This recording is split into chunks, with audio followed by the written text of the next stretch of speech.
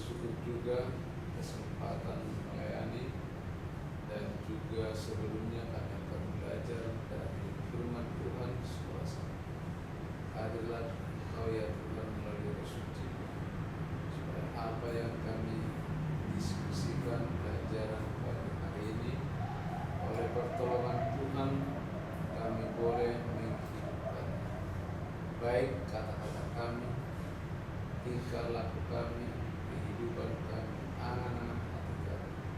Biarlah semua rencana kami hanyalah yang baik sebagai buah hubungan kami dengan Tuhan, yaitu perbuatan kebajikan kepada sesama.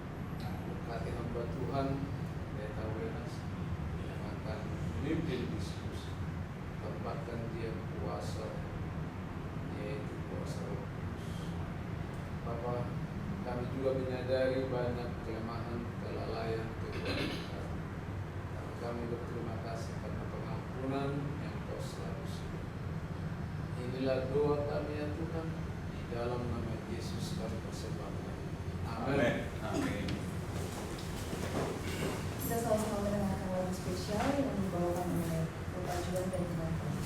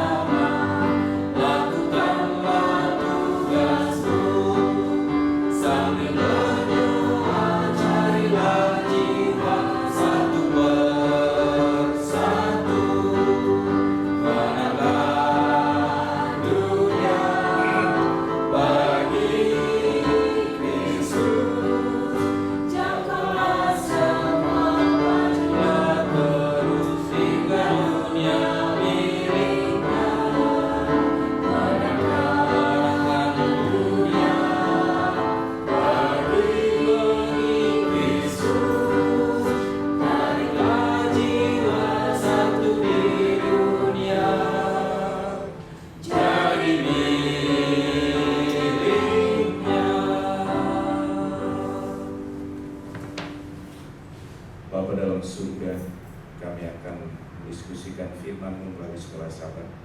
Kiranya Roh Kudus menyertai kami dan kami boleh mendapat pelajaran-pelajaran untuk kami hidupkan dengan kuasa dan rahmat Tuhan. Dalam nama Tuhan Yesus kami berdoa. Amin. Amin.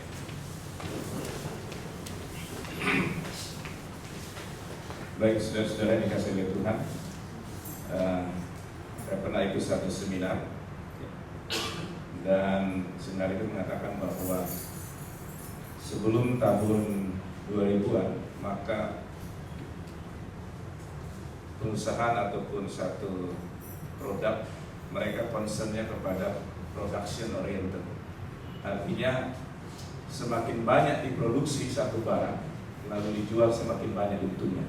Itulah konsep katanya perusahaan-perusahaan sebelum tahun 2000. Tapi tahun 2000 ke atas orientasi itu sudah berubah.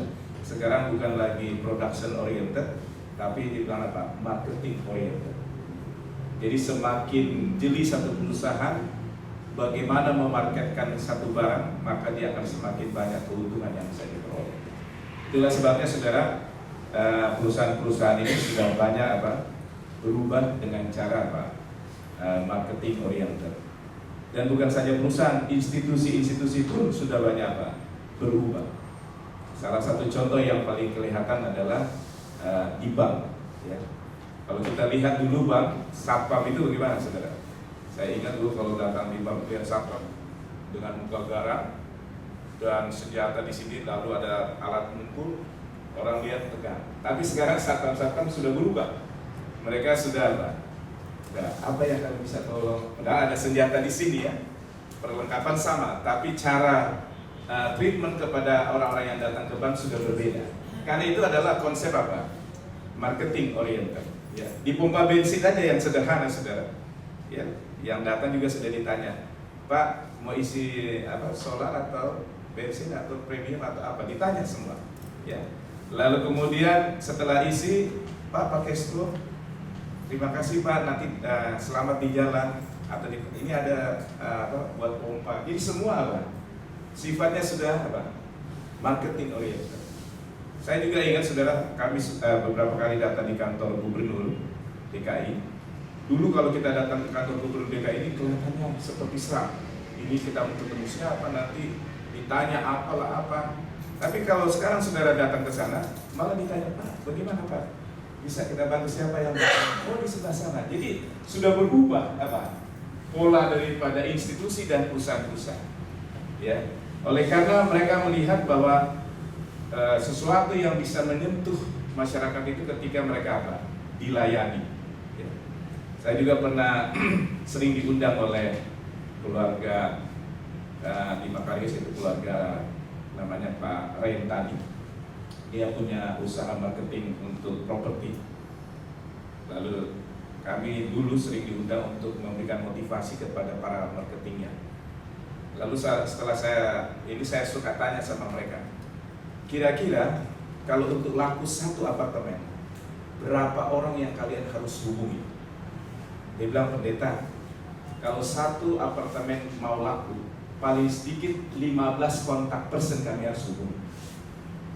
Jadi katanya kalau satu berarti harus 15 kontak person. Berarti kalau mau laku 3, berarti mereka harus punya kontak person 45 orang.